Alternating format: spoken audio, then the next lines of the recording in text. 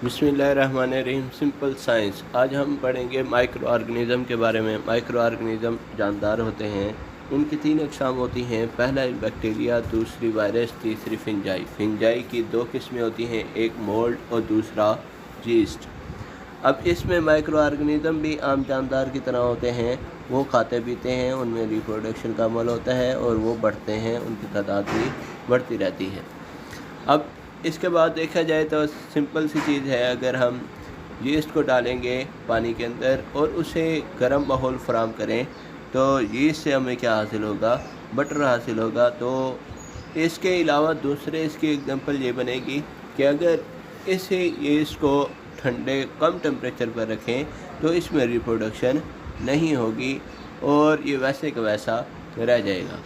अब जर्म्स होते हैं, रोज़मर्रा ज़िंदगी में बहुत सारी बीमारियां जो फैलती हैं वो जरासीमों की वजह से फैलती हैं।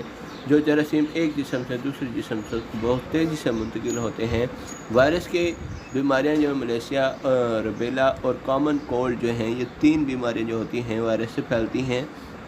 किसी छूने से, छींकने से या खांसने से ये बीमारियां जो होती हैं एक शख्स से दूसरे शख्स में मुंतकिल हो जाती हैं। अब दांतों के टूटने का अमल बैक्टीरिया की वजह से होती है, क्योंकि खुराक के ज़रात जो होते हैं हमारे दांतों में इकट्ठे हो जाते हैं और जब बैक्टीरिया इसे तोड़ते हैं तो हमारे दांतों के कुछ हिस्से भी उसके साथ हल हो जाते हैं, क्योंकि इनमें से तेज़ाब खारिज होता है। अब हमें अपने दांतों को महफूज रखने के लिए क्या करना चाहिए, टूथपेस्ट करनी चाहिए, जिससे हम इस बीमारी से बच जाते हैं जो कि हमारे दांतों के टूटने की होती है। अब खुराक को पका कर खाना, कच्ची खुराक और पकी हुई खुराक में फ़र्क होता है। अगर खुराक को पका कर खाएंगे तो उसमें जरासीम नहीं होते, बहुत कम होते हैं और इसी वजह से हम इससे बच जाते हैं। इसीलिए हमें पकाई गई और ना पकाई गई खुराक को अलग करना चाहिए। कुछ चीज़ें ऐसी होती हैं जिन पर माइक्रो ऑर्गेनिज़म का ज़्यादा हमला होता है, इनको अक्सर हमें क्या करना चाहिए, रेफ्रिजरेटर में कम टेम्परेचर पर रखना चाहिए,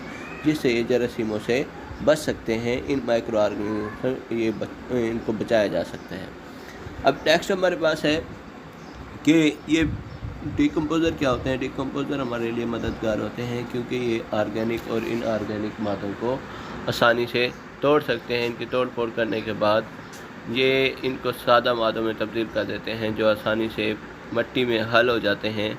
जब मिट्टी में हल हो जाते हैं तो इन्हें हम दोबारा इस्तेमाल में लेकर आ सकते हैं। ये तमाम जो हैं ये ऐसे मादे हैं जो टूट फूट का अमल हो चुका है। इनमें बैक्टीरिया, यीस्ट, मोल्ड, ये मिसालें बताई गई हैं किसकी, माइक्रो ऑर्गेनिज़म।